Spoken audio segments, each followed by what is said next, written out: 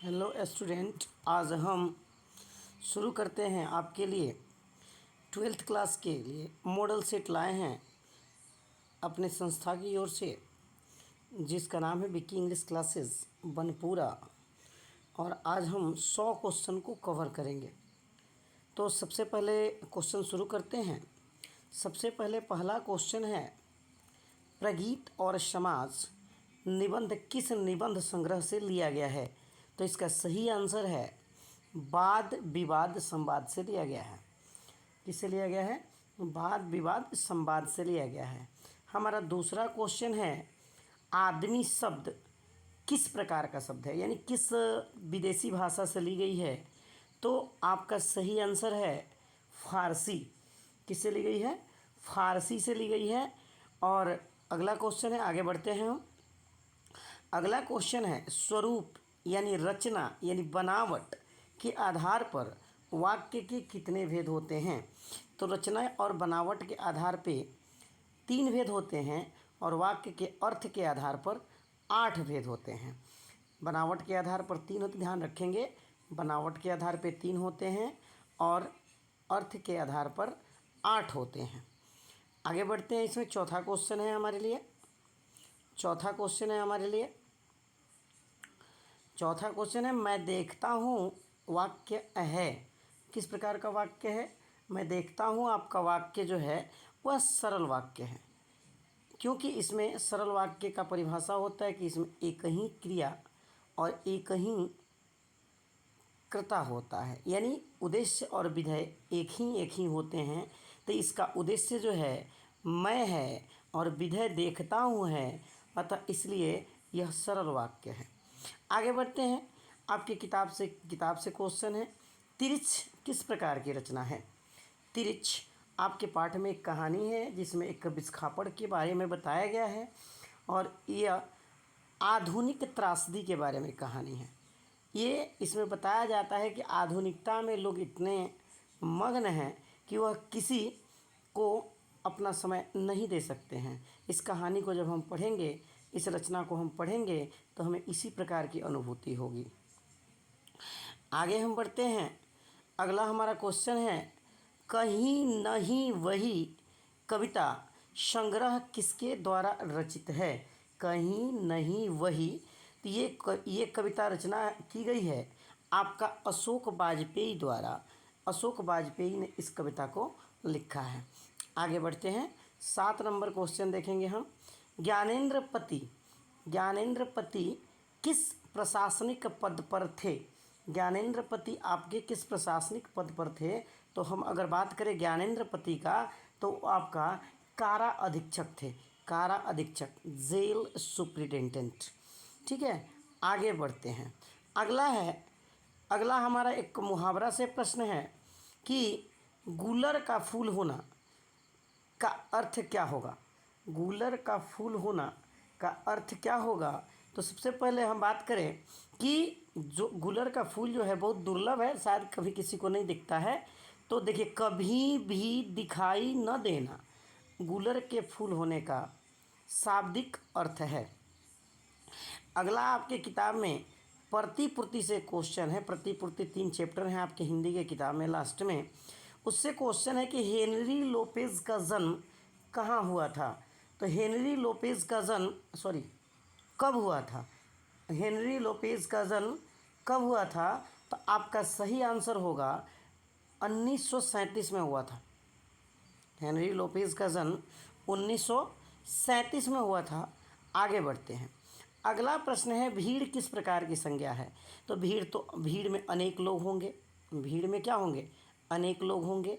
तो हमें भीड़ जो है आपका एक समूहवाचक संज्ञा है। भीड़ क्या है?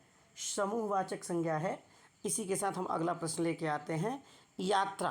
अच्छा, यात्रा किस प्रकार का सेंटेंस हो सकता है? यात्रा किस प्रकार का शब्द हो सकता है? 11 नंबर प्रश्न है आपका कि यात्रा किस प्रकार का शब्द है? स्त्रीलिंग है, पुल्लिंग है, उभयलिंग है या कोई लिंग नहीं है? तो ये बताइए, आप यात्रा संपन्न हुई कि यात्रा संपन्न हुआ? यात्रा संपन्न हुई, अतः यात्रा जो है स्त्रीलिंग शब्द है। अब अगले लिंक चैप्टर से ही क्वेश्चन है आपका 12 नंबर कि चमक किस प्रकार का लिंग है। तो चमक आपका स्त्रीलिंग शब्द है। चमक आपका कौन सा शब्द है? स्त्रीलिंग शब्द है आपका। आगे बढ़ते हैं आपके प्रश्न पत्र में। अभी तक हमने 12 प्रश्न किए। इसके बाद अगला हमारा 13 नंबर प्रश्न है, ध्यान देंगे। 13 नंबर प्रश्न आपका कह रहा है कि महान रूसी कथाकार कौन थे? महान रूसी कथाकार कौन थे? तो आपने नाम सुना होगा लियो टॉल्स्टॉय का। आपने नाम सुना होगा लियो टॉल्स्टॉय का। आपने इनका 10th क्लास में भी एक पाठ पढ़ा होगा इंग्लिश के बुक में कि two girl wiser than a man. और इन्होंने आपके प्रतिपूर्ति में जो पीछे हिंदी में 3 चैप्टर हैं उसी में एक चैप्टर को इन्होंने लिखा है। लियो टॉल्स्टॉय ये रूसी कथाकार थे और इन लोगों को माना जाता है कि रूस की क्रांति में इन्होंने अपने साहित्य से भी मदद किया था। आगे अगला हमारा क्वेश्चन है 1870 से 90 के बीच मोपासा की लगभग कितनी कहानियाँ प्रकाशित हुई? तो इसका सही आंसर होगा 1870 के बीच मोपासा की कितनी कहानियाँ प्रकाशित हुई। तो इसका सही आंसर है मोपासा की 300 कहानियाँ प्रकाशित की गई थी। मोपासा की 300 कहानियाँ प्रकाशित की गई थी। अब आगे बढ़ते हैं। मैंने भोजन किया और इसलिए मेरी भूख मिटी किस प्रकार का वाक्य है? मैंने भोजन किया इसलिए मेरी भूख नहीं किया मैंने भोजन नहीं किया इसलिए मेरी भूख नहीं मिटी किस प्रकार का वाक्य है? तो ध्यान देंगे ये किस प्रकार का वाक्य है। ये आपका संयुक्त वाक्य है। इसमें मैंने भोजन नहीं किया और इसलिए इसमें और से जुड़ा हुआ है, और जो है अव्यय जो है इसको जोड़ने के कारण यह संयुक्त हो गया और इसमें 2 उद्देश्य हैं और विधेय भी 2 है, अतः यह क्या है? संयुक्त वाक्य है। आगे बढ़ते हैं। शुद्ध वाक्य है। अब चलिए शुद्ध वाक्य है 16 नंबर प्रश्न है हमारा। शुद्ध वाक्य कौन सा है?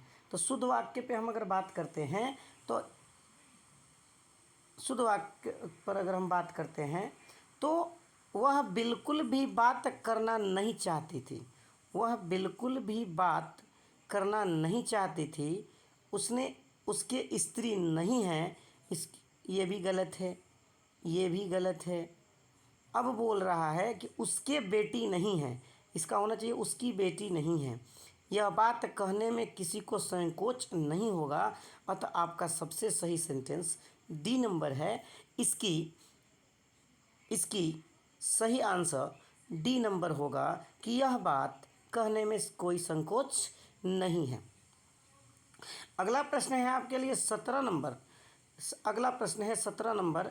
तेरी कुड़माई हो गई है किस कहानी से संबंध रखता है? तो ये लहना सिंह वाली जो कहानी है उसने कहा था, वह उसमें जब वो छोटे होते हैं वो अपने मामा के घर गए होते हैं तो वहाँ पे उस लड़की से पूछते हैं कि तेरी कुड़माई हो गई है। ठीक है। अब चलिए अगला प्रश्न है ग्रामर से, हिंदी ग्रामर से है कि रक्षक शब्द में प्रत्यय है। रक्षक देखिए सब प्रत्यय तोड़ने का अर्थ होता है कि जो आगे जो शब्द निकले वो पूर्ण अर्थ में होना चाहिए। तो रक्ष में अगर हम अक जोड़ देते हैं तो हमारा सही प्रत्यय क्या होगा? अक होगा। अर्धनारीश्वर पाठ के लेखक कौन हैं? तो इनमें कोई दिक्कत नहीं। अर्धनारीश्वर पाठ में राष्ट्र कवि दिनकर जी हैं। कौन है जी? राष्ट्र कवि दिनकर जी अर्धनारीश्वर पाठ के लेखक हैं। इनका मतलब इनको राष्ट्र कवि भी कहा जाता है। अगर पूछ दे एग्ज़ाम में कि राष्ट्र कवि भी कहा जाता है, अगर एग्ज़ाम में ये भी पूछ सकता है कि रामधारी सिंह दिनकर को क्या कहा जाता है, तो इनको राष्ट्र कवि भी कहा जाता है। अगर इनका पूछ दे कि जन्म कहाँ हुआ है तो बिहार के बेगूसराय ज़िला में हुआ है। तो ये बहुत सारी प्रश्न आ सकते हैं, इनसे रिलेटेड बहुत सारे प्रश्न आते हैं। अब समझिए पुराण शब्द का विशेषण क्या होगा? तो लोग बोलते हैं ना कि ये सब पौराणिक कथाएं हैं, ये सब पौराणिक कथाएं हैं, अतः पुराण शब्द का विशेषण पौराणिक होगा। अतः पुराण शब्द का विशेषण पौराणिक होगा। अगला हम प्रश्न लेके चलते हैं आपके लिए। यह नया माल है, इस वाक्य में नया क्या है? तो यहाँ पे माल की विशेषता नया वर्ड बता रहा है, यानी कि नया जो है विशेषण है। नया क्या है भाई? विशेषण है। आप लोग ध्यान देंगे और पढ़ते रहेंगे। ऐसे अगर आप ज़्यादा इंटरेस्ट दिखाएंगे तो मुझे भी बहुत सारे वीडियोस बनाने में अच्छा लगेगा। अगला हम लोग प्रश्न देखते हैं। भगत सिंह ने किस प्रकार की मृत्यु को सुंदर कहा है? तो देखिए, भगत सिंह पाठ में ये भगत सिंह जो कैरेक्टर हैं आपकी किताब में एक लेख और एक पत्र से लिया गया है। उसी के लेखक हैं, उनके भाषण का, उनके पत्र का हिस्सा था, जिसमें वो बताते हैं कि हम देश की अगर सेवा करते हैं और देश के लिए अगर हमें फांसी दी जाती है तो यह मृत्यु सुंदर है। यह मृत्यु कैसी है जी? सुंदर है। यह मृत्यु अच्छी है। इस मृत्यु को स्वीकार किया जा सकता है। अगला प्रश्न लेके हम आपके सामने हैं। शेर सिंह का शस्त्र समर्पण। शेर सिंह का शस्त्र समर्पण किसके द्वारा लिखा गया है? तो हम ध्यान देंगे, सॉरी क्वेश्चन नंबर हम इधर हो गए। हम आपका 22 से केवल 36 पे चले गए। 22 से हमें 23 कहाँ आना है? 23 पे आना है, सॉरी 23 नंबर क्वेश्चन बोल रहा है कि निराधार शब्द का संधि विच्छेद होगा। तो निराधार शब्द का ये आपका संधि विच्छेद होना चाहिए। नी जोड़ आधार क्या होना चाहिए जी? नी जोड़ आधार, यानी नी जोड़ आधार कहने का मतलब है ये विसर्ग संधि है। ये संधि का अगर प्रकार पूछ दे कि निराधार में किस प्रकार की संधि है तो आंसर आप लोग कर दीजिएगा विसर्ग संधि। लेकिन अगर पूछ रहा है कि किस प्रकार का संधि है तो नी जोड़ आधार, यानी विसर्ग और अ मिल करके र बनाएंगे और उसके बाद इसका हो जाएगा आपका क्या? निर जोड़ आधार। अगला नंबर प्रश्न को देखते हैं। यशोदा का सही संधि विच्छेद क्या होगा? यशोदा का सही संधि विच्छेद क्या होगा? तो यशोदा का होता है सही संधि विच्छेद यस जोड़ दा। यस जोड़ दा यशोदा। इसमें भी विसर्ग संधि है। इसमें भी कौन सी संधि है? विसर्ग संधि है। चलिए, रामपुरवा कहाँ है? अगला क्वेश्चन है, ये क्वेश्चन आपका ओ सदा नीरा से है। रामपुरवा कहाँ है? तो इसका आंसर होगा भितिहरवा। एक जगह है मोतिहारी में, उसी के पास रामपुरवा है। भितिहरवा एक जगह है मोतिहारी में। मोतिहारी के बारे में इस पाठ में बताया गया है कि उस समय कैसे थे, जंगल कैसा था, आज वहाँ पे कितनी बदलाव हुई, चंवर किस प्रकार बदल गया। इस पाठ में आपको यही बताया गया है। चलिए, अब उपसर्ग की बात करते हैं। तो सबसे पहले उपसर्ग के बारे में जानते हैं। उपसर्ग जो शब्द के आगे जुड़ जाए तो और पीछे वाले शब्द का अर्थ मिले। लोक मतलब संसार होता है और इसमें शब्द जुड़ा हुआ है पर, यानी कि इस पाठ में इस क्वेश्चन में पर जो है वह उपसर्ग है। उपसर्ग का अर्थ होता है आगे जोड़ना और प्रत्यय का अर्थ होता है पीछे जोड़ना। शब्द के आगे जब जुड़ेगा तो वह उपसर्ग होगा और पीछे जो जुड़ेगा वह प्रत्यय होगा। आगे बढ़ते हैं, हम अगले प्रश्न पे चलते हैं। सपरिवार में कौन सा उपसर्ग है? तो ध्यान देंगे, अगर हम परिवार शब्द को हटा देते हैं तो आगे बचता है स, अतः इसमें स आपका क्या है? उपसर्ग है। आगे बढ़ते हैं। मुन्नी कौन थी? मुन्नी ये किरदार जो है आपके पाठ में एक एकांकी है। एक एकांकी है, एकांकी जिसका नाम है सिपाही की माँ। क्या नाम है? सिपाही की माँ। और उसमें उस सिपाही की माँ का नाम रहता है बिस्नी और मुन्नी उसी की बेटी रहती है। मुन्नी उसी की बेटी रहती है। आगे बढ़ेंगे। मलिक मोहम्मद जायसी आपके कड़वक, आपके किताब में कड़वक नामक, आपके किताब में कड़वक नामक कविता को इन्होंने लिखा है और इनका जन्म पूछ रहा है। तो इनका जन्म लगभग में 1548 ईस्वी में हुआ था। ठीक है, आगे बढ़ते हैं। अब चलिए, ये तो आसान सा क्वेश्चन है, आप लोग हंसते हंसते बना दीजिएगा। ईमानदार शब्द का विलोम क्या होगा? तो ईमानदार यानी कि जो व्यक्ति अपने ईमान पे सही हो, तो भला मानुस तो उसका समान हो जा रहा है, शरीफ भी उसके समान हो जा रहा है। ईमानदार का सटीक उल्टा जो होता है बेईमान होता है। दुर्जन नहीं बोल सकते हैं। दुर्जन जिसका व्यवहार गंदा हो, वो ये व्यक्ति गंदे व्यवहार वाले लोग भी ईमानदार हो सकते हैं, लेकिन इसका सटीक आंसर बेईमान होगा। चलिए अगला प्रश्न देखते हैं। ये तो सब एकदम हलवा जैसे है, एकदम से हल्का हल्का प्रश्न है। रात का विलोम क्या होगा? तो रात का विलोम दिन होगा। सुबह नहीं हो सकता है, सवेरा एक ही शब्द हुआ, दोपहर नहीं हो सकता है, रात का विलोम आपका दिन होना चाहिए। अगला क्वेश्चन है हमारा, तुलसीदास ने अपने युग में किन दो साहित्यिक भाषाओं को अपनाया था? तो बात करें, तुलसी के पद आपकी किताब में कविता है और उसी से ये प्रश्न पूछा गया है आपका, और इसका सही आंसर होगा सी, क्योंकि जो भी भक्ति में आते थे, भक्ति काल के कवि थे, उन्होंने सबसे ज़्यादा अवधि और ब्रज को चुना है। अवधि और ब्रज को चुना है। अवध राम से संबंधित है और ब्रज कृष्ण से संबंधित है, और भक्ति काल के ज़्यादातर कवि इन्हीं दो महान भगवान को अपना आराध्य मानते थे। अब चलिए, जो खाने योग्य हो, तो शुद्ध नहीं होगा, स्वच्छ नहीं होगा, ग्रहण करने वाले को ग्रहणीय होता है। जो ग्रहण करने लायक हो, ग्रहण हम किसी तरह से भी कर सकते हैं। जो खाने लायक हो तो खाद्य होगा। क्या होगा? खाद्य होगा। यानी जो खाने लायक होता है उसको खाद्य कहा जाता है। तो इसका सही आंसर सी होगा। अगला बढ़ते हैं, कार्य को करने वाला आपका इसका सही आंसर होगा कार्यकर्ता। कारक तो ये जो आपको पढ़ते हैं ग्रामर में, जोड़ने वाला। कामकार ये कोई विशिष्ट अर्थपूर्ण शब्द नहीं हुआ। कारिक मतलब जो कार्य के लिए उद्वेदित करे, उसको कारिक कह सकते हैं। अगला हमारा प्रश्न है कि नाभादास की काव्य रचना का क्षेत्र था। नाभादास के काव्य क्षेत्र की रचना का क्षेत्र था, तो इसका सही आंसर होगा वृंदावन। हमें अभी बताए कि भक्ति काल के जितने भी कवि हुए, उन्होंने कृष्ण या राम से रिलेटेड जगहों को या भाषाओं को चुना है। अगला प्रश्न है हमारा, प्रश्न संख्या 36 पे पहुंचते हैं।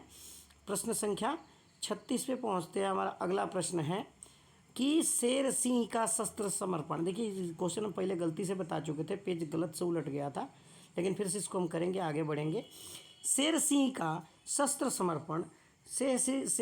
शस्त्र समर्पण नामक आख्यानायक काव्य किसके द्वारा लिखा गया है? तो हम बात करें कि शेर सिंह का शस्त्र समर्पण आपके लिखे हैं जयशंकर प्रसाद। ये आपको पाठ मिलेगा, ये क्वेश्चन आपको मिलेगा, ये प्रश्न आपको मिलेगा प्रगीत और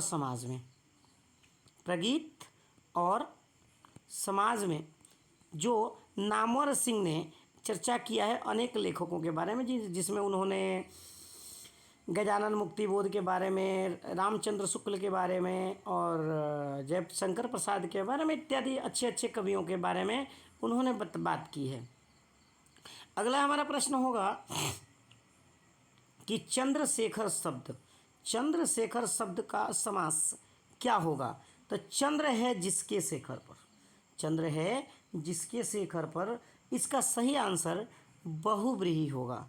रसोई के लिए घर, अगला प्रश्न भी निपटा लेते हैं। रसोई के लिए घर, इसमें रसोई के लिए तत्पुरुष होगा। क्या होगा? तत्पुरुष समास होगा। अगला हमारा प्रश्न है 39 नंबर, कवियों के कवि किसे कहा गया है? बात करते हैं, कवियों के कवि किसे कहा गया है? तो कवियों के कवि शमशेर बहादुर सिंह जी को कहा गया है। शमशेर बहादुर सिंह जी को कहा गया है। ठीक है। अगला प्रश्न है अंगूठा चूमना। यहाँ पे थोड़ा सा मिसप्रिंट हो गया है, चूमना होना चाहिए, अंगूठा चूमना। अब अंगूठा चूमने का अर्थ है किसी की बड़ाई करना, खुशामद करना। इसका सही अर्थ होगा खुशामद करना, बड़ाई करना, यही इसका सही आंसर होगा। अगले प्रश्न पे चलते हैं। साकार का विलोम, साकार का अर्थ होता है एक निश्चित आकार, और इसका विलोम शब्द आपका होना चाहिए निराकार शब्द। निराकार, साकार, निराकार, बेकार नहीं होगा। कुआकार तो कोई वर्ड ही नहीं है, अतिकार भी नहीं होगा। निश्चय का संधि विच्छेद कीजिए। तो ये भी विसर्ग संधि से। आपके इस प्रश्न पत्र में लगभग विसर्ग संधि हैं। इसका होगा निह जोड़ चय, निह जोड़ चय। अगला प्रश्न है 43 नंबर, भूषण। भूषण जो आपकी किताब में कवित लिखे हुए हैं, क्या लिखे हुए हैं? कवित लिखे हुए हैं। तो भूषण जो हैं किस काल के कवि हैं? काल से रिलेटेड क्वेश्चन बहुत सारा पूछता है, काल से रिलेटेड क्वेश्चन बहुत सारा पूछता है। तो भूषण जो थे इनको रीति काल का कवि माना जाता है, इनको रीति काल का कवि माना जाता है। और इन्होंने लगभग अपने कवित्व के माध्यम से अनेक कवियों के बारे में वर्णन किया है, जिन्होंने आपके किताब में कबीरदास के बारे में इन्होंने वर्णन किया अपने कवित्व के माध्यम से। और ये अनेक कवियों के बारे में भी वर्णन करते हैं।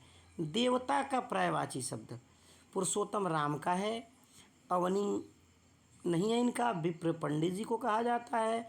देवता का शुद्ध पर्यायवाची देव होगा, देवता का शुद्ध पर्यायवाची देव होगा। रघुवीर सहाय का जन्म स्थान, रघुवीर सहाय का जन्म स्थान आपका है लखनऊ में। लखनवी लोग नहीं बोलते हैं लखनऊ का नवाब, रघुवीर सहाय का जन्म स्थान लखनऊ में है। अगला प्रश्न लेके आते हैं हम आपके लिए, मलयज की रचना नहीं है। गौर करेंगे इस प्रश्न पे हम बराबर फंस जाते हैं। मलयज की रचना नहीं है, ध्यान देंगे। तो इस जूठन जो है, जूठन आपका ओम प्रकाश वाल्मीकि की रचना है, मलयज की नहीं है। नहीं वाले प्रश्न को हम हाँ में समझ के गलती कर जाते हैं। अगला हमारा प्रश्न है ज्ञात का विलोम। तो कुछ नहीं है, ज्ञात में अगर हम अ उपसर्ग लगा दें तो इसका विलोम हो जाएगा, इसलिए इसका सही आंसर होगा अज्ञात। अगला प्रश्न है भारत का विशेषण। तो भारत का विशेषण हम भारतीय हैं, हम भारतीय लोग हैं, तो भारत का विशेषण भारतीय होगा। चलिए अगले प्रश्न पे हम चलते हैं। अगला हमारा प्रश्न है आपका 49 नंबर, संपूर्ण क्रांति के रचनाकार। तो ये हमारे शताब्दी एरा में जन्म लिए जयप्रकाश नारायण जी की रचना है, जयप्रकाश नारायण जी की रचना है जी। इनके नाम पे छपरा में जयप्रकाश विश्वविद्यालय भी है। आगे बढ़ते हैं। 50 नंबर क्वेश्चन कह रहा है कि चंद्रधर शर्मा गुलेरी का जन्म कहाँ हुआ था? चंद्रधर शर्मा गुलेरी का जन्म कहाँ हुआ था? तो इसका सही जन्म कब हुआ था? प्रश्न में थोड़ा सा गड़बड़ हो गया, कब छूट गया है। तो इनका जन्म 1883 में हुआ था। अगला बात करते हैं बालकृष्ण भट्ट का जन्म कब हुआ था? तो बालकृष्ण भट्ट जो आपकी किताब में बातचीत नामक पाठ को लिखा है, इनका जन्म कब हुआ था? तो इनका जन्म आपका हुआ था 23 जून 1844 को। इनका जन्म कब हुआ था? 23 जून 1844 को। याद करेंगे ताकि आपको एग्ज़ाम में कोई दिक्कत न हो। अगर आप हमारे वीडियो को सपोर्ट करेंगे तो हम और नया नया आपको वीडियो देने का प्रयास करेंगे, क्योंकि आपका लाइक शेयर कमेंट मुझे हौसला देगा कि मैं और इस पर मेहनत करूं। अगला नंबर क्वेश्चन है 52 नंबर क्वेश्चन है आपका। 52 नंबर क्वेश्चन है पलटन का विदूषक। विदूषक कहा जाता है जो उसमें सब किसी के बारे में जानता हो।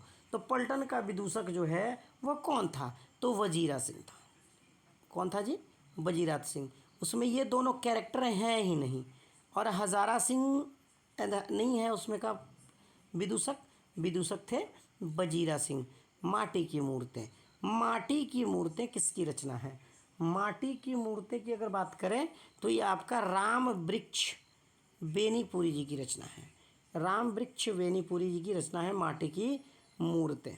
आगे बढ़ेंगे हम लोग। अगला क्वेश्चन है कौन सी कृति रामधारी सिंह दिनकर द्वारा लिखी हुई है?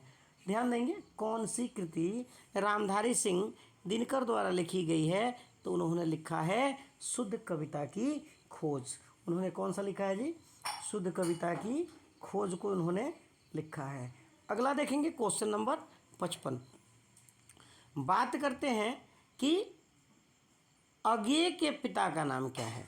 तो जब आप अज्ञेय के पिताजी का नाम याद करना हो, तो जब अगर आपको अज्ञेय जी का पूरा नाम याद हो तो उनके पिताजी का नाम याद करने में आपको दिक्कत नहीं होगा, क्योंकि अगेय जी का पूरा नाम है सचिदानंद हीरानंद हीरानंद वात्सायन अगेय। ठीक है, तो इनके पिता का नाम क्या है? वात्सायन अगेय है। अगला हम प्रश्न लेके चलते हैं आपके लिए। अगला प्रश्न है, प्रथम विश्व युद्ध में इंग्लैंड किसके विरुद्ध लड़ा था?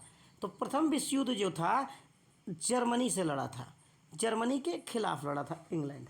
प्रथम विश्व युद्ध जो है जर्मनी के खिलाफ लड़ा था इंग्लैंड, और यह आपके किताब में वर्णित है। अगला प्रश्न लेके हम आपके सम्मुख खड़े हैं। 57 नंबर, चंपारण में धांगड़ कहाँ से आए थे? देखिए उसमें 2 जातियों का वर्णन किया गया है। धांगड़ कहाँ से आए थे, उरांव कहाँ से आए थे?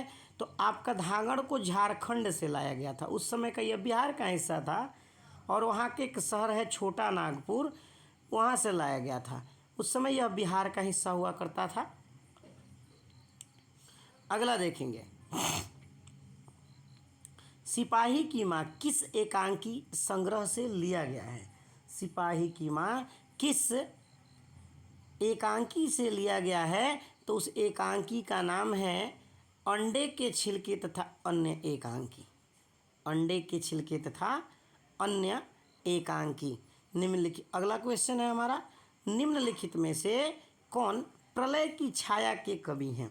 प्रलय की छाया की अगर कवि की बात करें तो जयशंकर प्रसाद जी। जयशंकर प्रसाद जी ने इस रचना को लिखा है। अगला प्रश्न है हमारा, सलाम कहानी के कहानीकार कौन हैं? सलाम कहानी के कहानीकार ओम प्रकाश वाल्मीकि जी हैं। सलाम कहानी के कहानीकार जो हैं ओम प्रकाश वाल्मीकि जी हैं। कौन सी रचना मलयज की नहीं है? मलयज की नहीं है, गौर कीजिएगा, ये क्वेश्चन हमें बार बार गलती कराता है। हमारा ध्यान नहीं के तरफ जाता ही नहीं है और हम हाँ वाले को आंसर कर देते हैं। तो इसमें इनकी रचना है जो नहीं है, इनकी वो रचना है सुनो राधिके, वो इनकी रचना नहीं है। आगे बढ़ते हैं हम, अगला क्वेश्चन लेके आपके लिए फिर आगे बढ़ते हैं हम। अगला क्वेश्चन है आपके लिए, पंडित राम अवतार क्या थे? पंडित राम अवतार क्या थे? तो पंडित राम अवतार एक ज्योतिष और वैद्य थे। ठीक है, अगला बढ़ते हैं, जे कृष्णमूर्ति का जन्म कब हुआ था? जे कृष्णमूर्ति का जन्म कब हुआ था? ठीक है, तो जे कृष्णमूर्ति का जन्म आपका हुआ था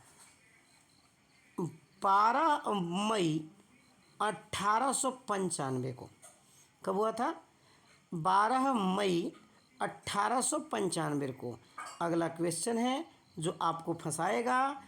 अगला क्वेश्चन है, आपकी किताब में 2 ऐसी रचना, एक है पद्मावती और एक है पद्मावत, दोनों में अलग अलग अंतर है। ये क्वेश्चन, पद्मावती की अगर बात होगी तो आंसर होगा दिनकर, लेकिन पद्मावत की बात है तो आंसर होगा जायसी। तो अभी आपके क्वेश्चन में पूछा है कि पद्मावत के रचनाकार कौन है, तो आंसर होगा मलिक मोहम्मद जायसी। कौन होगा जी? मलिक मोहम्मद जायसी। शायद ज़्यादा समय हम आपका ले रहे हैं, थोड़ा स्लो वीडियो इसलिए बना रहे हैं, समझ में आए आपको। चलिए अगला 65 नंबर क्वेश्चन है कि सूरदास के गुरु का क्या नाम था? तो सूरदास के गुरु का नाम था आपका वल्लभाचार्य। वल्लभाचार्य उनके दीक्षा गुरु थे। किसके? सूरदास के। किसके गुरु थे? सूरदास के गुरु थे वल्लभाचार्य। अगला हमारा क्वेश्चन है, तुलसीदास का मूल नाम क्या था? तो इनके घर वाले इनको राम बोला कहा करते थे। क्या कहा करते थे? राम बोला कहा करते थे। क्या कहते थे तुलसीदास को जी? राम बोला कहा जाता था। अगला क्वेश्चन है हमारा, भक्तमाल। भक्तमाल के रचयिता कौन है? तो भक्तमाल के रचयिता का नाम है आपका नाभादास। कौन है जी? नाभादास है। अगला बढ़ेंगे, कविभूषण। कविभूषण के पिता का नाम क्या था? कविभूषण के पिता का नाम रत्नाकर त्रिपाठी था। कविभूषण के पिता का नाम रत्नाकर त्रिपाठी था, याद रखेंगे। थोड़ा ये सब क्वेश्चन फंसाता है एग्ज़ाम में, बस हमें याद रखने की ज़रूरत है। 100 क्वेश्चन में हमें मात्र 50 क्वेश्चन को ही करना है। जयशंकर प्रसाद किस वाद्य के कवि थे? जयशंकर प्रसाद किस वाद के कवि थे? तो जयशंकर प्रसाद छायावाद के कवि थे, यानी जो कल्पनाओं में कविता लिखें उन कवियों को छायावाद के अंतर्गत रखा जाता है। अगला हमारा प्रश्न है बिखरे मोती क्या हैं? किस प्रकार की रचना है बिखरा मोती? बिखरे मोती किस प्रकार की रचना है? तो यह कहानी संग्रह है। क्या है जी? यह कहानियों का ढेर है, इसलिए इसको कहानी संग्रह कहा गया है। अगला है शमशेर बहादुर सिंह की पत्नी का नाम क्या है? बताइए, अब दूसरे किसी का पत्नी का नाम हम लोग को याद रखना पड़ रहा है, एग्ज़ाम की मजबूरी कुछ भी करा सकती है हमसे। शमशेर बहादुर सिंह की पत्नी का नाम क्या है? बढ़ते हैं आगे। इनकी पत्नी का नाम था धर्म देवी। देखिए, धर्म कर्म किया कीजिए भाई, आप लोग, रिजल्ट अच्छे आएंगे। उनकी पत्नी का नाम क्या था? धर्म देवी नाम था। आगे बढ़ते हैं। मुक्तिबोध की माँ का नाम, या माँ का नाम याद रख सकते हैं हम, ठीक है। मुक्तिबोध की माँ का नाम क्या था? तो मुक्तिबोध की माँ का नाम पार्वती बाई था। और मुक्तिबोध का अगर पूरा नाम पूछ दे तब क्या होगा? मुक्तिबोध का अगर पूरा नाम पूछ दे तो क्या होगा? तो गजानन माधव मुक्तिबोध। अगर पूछ दे कि ये आपके किताब में कौन सी कविता लिखे हुए हैं, तो जन जन का चेहरा एक है, इन्होंने लिखा है। क्या लिखा है जी? जन जन का चेहरा एक है। इन्होंने इस कविता को, बहुत लंबी कविता है आपकी किताब में भाई। आशीर्वाद का संधि विच्छेद क्या होगा? आशीर्वाद का संधि विच्छेद आपका हो जाएगा आशीर्वाद। विसर्ग संधि है, विसर्ग और अ मिल के रॉ बनाएंगे, ठीक है। आगे बढ़ते हैं। नायक किस संधि का उदाहरण है? नायक किस संधि का उदाहरण है? तो हम अगर बात करें नायक का, पहले संधि करके देखते हैं। नायक का पहले हम संधि करके देखते हैं कि क्या होगा। नायक का संधि होता है ने जोड़ अक, ये ना होता है जी, यानी ए जोड़ अ मिल के का बना देते हैं? आ बना देते हैं। ये आपका आयादी संधि होगा। क्या होगा? आयादी संधि होगा, ठीक है। आगे बढ़ते हैं। सदैव, सदैव में सदा जोड़ एव, सदा जोड़ एव, इसका ऑप्शन तो ऊपर चला गया है, हम दिखाते हैं आपको। सदैव का क्या होता है? सदैव का आपका, इसका तोड़ेंगे हम तो इसका होता है सदा जोड़ एव। तो देखिए, सदा जोड़ एव, यहाँ पे आ हो रहा है और ए मिलके ये जब बड़े हो जाएं तो ये क्या हो रहे हैं? वृद्धि हो रहे हैं। तो इसका सही आंसर होगा वृद्धि संधि। आगे बढ़ते हैं हम। अगला हमारा क्वेश्चन है 76 नंबर क्वेश्चन है सन्मति। सन्मति का संधि विच्छेद आपका होगा सममति। क्या होगा? सममति। अगला हमारा प्रश्न है 10 आनन। 10 है आनन जिसके, अर्थात यह कौन सा समास है? 10 है आनन जिसके, ये कौन सा समास है? तो ये बहुव्रीहि समास है। अगला क्वेश्चन, गजानन किस समास का उदाहरण है? गज के समान आनन, ये आपका समास है, ये भी आपका बहुव्रीहि समास है। आगे बढ़ते हैं। चरण कमल में कौन सा समास है? चरण कमल में आपका कर्मधारय समास है। चरण कमल में कौन सा समास है आपका? चरण कमल में आपका कौन सा समास है? कर्मधारय, ठीक है। आगे, घुड़सवार, घुड़सवार घोड़े पर सवार, ठीक है, इसमें कौन सा समास है? तो इसमें आपका तत्पुरुष समास है। पर यानी इसमें अधिकरण कारक लग रहा है, और जिसमें कारक लगे, जिसके विग्रह में कारक लगे, वो आपका तत्पुरुष होता है, याद रखिएगा। अतिशय, अतिशय का विलोम क्या होगा? अतिशय का विलोम होता है आपका, अतिशय का विलोम होता है कम। अतिशय मतलब ज़्यादा होता है, इसका विलोम कम होगा। आगे, आकर्षण, आकर्षण यानी हम किसी के तरफ आकर्षित होते हैं, तो इसका उल्टा विकर्षण होगा। पूर्ण का विलोम, इसमें अ प्रत्यय लगा देंगे। पूर्ण का विलोम नहीं दिया है, अपूर्ण हो सकता है, पूर्ण का विलोम अपूर्ण हो सकता है, लेकिन नहीं दिया है इसमें, तो कम नहीं होगा, अर्ध हो सकता है। नहीं बोलता है कि ये काम अभी अर्ध है, ये काम अभी पूर्ण है। अब चलिए, अनाथ, अनाथ मतलब कहा जाता है कि जिसका कोई ना हो, और जिसका सब कोई हो उसको सनाथ कहा जाता है। अगला हमारा प्रश्न है, धुंधला में कौन सा प्रत्यय है? धुंध और ला प्रत्यय हमने बता चुका है कि आपका अंतिम शब्द में जुड़ता है। आगे बढ़ते हैं, इनमें से कौन से प्रत्यय में कौन सा पद गलत है? चलिए बात करते हैं। सामाजिक में इक प्रत्यय लगा हुआ है, सही है। पक्ष में पाक्षिक हो गया, दैव में दैविक हो गया। आपका ये शब्द गलत है, आपका ये शब्द क्या है? गलत है, और आपको गलत ही ढूंढना है, आपको गलत ही ढूंढना है। विज्ञान में कौन सा प्रत्यय है? तो प्रत्यय क्या है जी?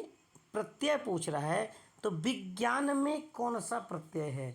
तो विज्ञान में आपका आन प्रत्यय है, विज्ञ जोड़ आन। चलिए आगे बढ़ते हैं, निर्वासित में कौन सा प्रत्यय है? निर्वासित में कौन सा प्रत्यय है? तो अंत में इत प्रत्यय है। इसका आपको आंसर यहाँ पे मिलेगा, अंत में इसके कौन से प्रत्यय हैं जी? अंत में इसके इत प्रत्यय हैं। आपका ऑप्शन इसका सही आंसर होगा, आपका सही आंसर होगा इसका इत। अमृत का पर्यायवाची नहीं है, अमृत का पर्यायवाची नहीं है, तो रसाल जो है आम का पर्यायवाची है, अतः यही सही आंसर होगा। अमृत का पर्यायवाची नहीं है। गौर करेंगे, ये क्वेश्चन बार बार हम बात आ रहे हैं कि नहीं वाला आपको फंसाएगा। आगे बढ़ते हैं, निम्न में से कौन सा हाथी का पर्यायवाची नहीं है? तो गज भी होता है, हस्त भी होता है, गज भी होता है, हस्त भी होता नहीं, हस्त मतलब हाथ होता है, सॉरी, हस्त मतलब हाथ होता है। कुंभी और वारन ये हाथी के पर्यायवाची हैं, और हस्त मतलब हाथ होता है, इसलिए ये पर्यायवाची नहीं है। आगे बढ़ते हैं हम, काठ का उल्लू, काठ का उल्लू, एक बात बताइए, काठ मतलब लकड़ी होता है, और लकड़ी का जो उल्लू बना वो क्या होता है? यानी कि रखा, उसमें कोई हलचल नहीं हो सकती है, वह कुछ भी नहीं कर सकता है। अतः इस प्रकार हम बोल सकते हैं कि उल्लू तो मूर्खता के लिए जाना जाता है, और उसमें भी काठ का हो गया, यानी कि और मूर्ख हो गया। तो इसका सही आंसर आगे क्या होगा? इसका सही आंसर मूर्ख होना होगा। अगला हम जानेंगे, 92 क्वेश्चन कह रहा है, 92 नंबर क्वेश्चन कह रहा है कि कुप मंडूक होना, यानी बिल्कुल क्या हो जाना? मूर्ख बन जाना, काहे पागल बन जाते हैं, एकदम कुप मंडूक बन जाते हैं। तो क्या होगा इसका सही आंसर? इसका सही आंसर आपका होगा, इसका सही आंसर होगा मूर्ख होना। अगला हमारा प्रश्न है, कच्चे घड़े में पानी भरना। देखिए कच्चा घड़ा अगर मिट्टी का बना के दे दिया जाए, आपको कच्चा घड़ा मिट्टी का बना के दे दिया जाए और बोला जाए कि इसमें पानी डालिए, टिक पाएगा? नहीं पाएगा। यानी कि आपके लिए ये कौन सा काम हो जाएगा? ये आपके लिए कैसा काम हो जाएगा? कठिन, ठीक, कठिन काम हो जाना। क्या हो जाना? कठिन काम हो जाना। आगे बढ़ेंगे, चूड़ियाँ पहनना। देखिए नहीं, लोग बोलता है कि जब आप उससे नहीं लड़ जाएं तो जाइए चूड़ियाँ पहन लीजिए। क्या पहन लीजिए? चूड़ियाँ पहन लीजिए। चूड़ियाँ पहनना यानी कि इसका अर्थ होता है कायरता दिखाना। यानी कि आजकल लोग बहुत सारे भाषण देते हैं नेता कि जब आप नहीं लड़ सकते हैं तो चूड़ियाँ पहन लीजिए। अगला अगला हमारा प्रश्न है, अब ख़त्म कर चुके हैं। रात्रि का पर्यायवाची शब्द है, रात्रि का पर्यायवाची शब्द होता है विभावरी। क्या होता है? विभावरी होता है। इंद्र का पर्यायवाची शब्द, इंद्र जो होता है, इंद्र भगवान माने जाते हैं, उनका पर्यायवाची शब्द आपका होता है मधवा। लेकिन अगर माधव हो जाता, अगर माधवा के जगह पर माधव होता तो ये आंसर गलत होता, क्योंकि माधव श्री कृष्ण को कहा जाता है। यहाँ पे मधवा दिया हुआ है। अगला बढ़ते हैं, 97 नंबर क्वेश्चन, बेईमान में कौन सा उपसर्ग है? तो इसमें ये बे है, ईमान शब्द एक अलग हो सकता है। उपसर्ग प्रत्यय चेक करके देख लीजिए कि तोड़ने के बाद पीछे वाले का अर्थ आए, और उसको छोड़ के जो आगे बचा हो वो आपका उपसर्ग हो जाएगा। अर्थ वाले शब्द को छोड़ के जो पीछे बचा हो वो आपका प्रत्यय हो जाएगा। बस ध्यान रखना है इस बात को। आगे बढ़ते हैं, हम लोग अंत के तरफ है। वीडियो को थोड़ा सा शेयर वगैरह कर दीजिएगा कि पढ़ने वाले ना पढ़ने वाले सभी बच्चों का कल्याण हो जाए, क्योंकि हम पूरे साल पढ़ नहीं पाते हैं कि कल पढ़ेंगे इस चक्कर में। 98 नंबर प्रश्न है कि किस शब्द में उपसर्ग का प्रयोग हुआ है। यानी अब आप हमें बताइए कि किस शब्द में आगे कोई नया शब्द जोड़ करके नया शब्द बनाया गया है। तो इसमें लाभदायक पूर्ण शब्द है, अपनापन पूर्ण शब्द, इसमें प्रत्यय लगा हुआ है, इसमें भी प्रत्यय लगा हुआ है, इसमें आई प्रत्यय लगा हुआ है, इसमें आपका उप लगा है, यानी कि सही आंसर इसका ए होगा। अगला प्रश्न है विज्ञान में कौन सा उपसर्ग है। अभी हमने ऊपर ये प्रश्न कर लिया है, विज्ञान में बी उपसर्ग है। बी को अगर तोड़ दे तो ज्ञान बच जाएगा। और इस पाठ का चलिए हम सेंचुरी क्वेश्चन करने वाले हैं। 100वां क्वेश्चन है प्रतिकूल शब्द में कौन सा प्रयुक्त उपसर्ग प्रयुक्त है। तब प्रतिकूल, इसको तोड़ दीजिए ना दोनों शब्द को, प्रति जोड़ कुल, तो इसमें आपका प्रति उपसर्ग है। और आज हमने 100 क्वेश्चन को किया। मुझे आशा है कि ये क्वेश्चन आपको आपके परीक्षा में मदद देंगे। ये क्वेश्चन न देंगे, इस आधार पे क्वेश्चन बहुत सारे आए होंगे। अतः आप मेरे इस वीडियो को अगर से आपको कोई मदद मिल रही है तो आप मुझे भी ज़रूर सपोर्ट करें ताकि हम आपके सेवा में लगे रहें। धन्यवाद।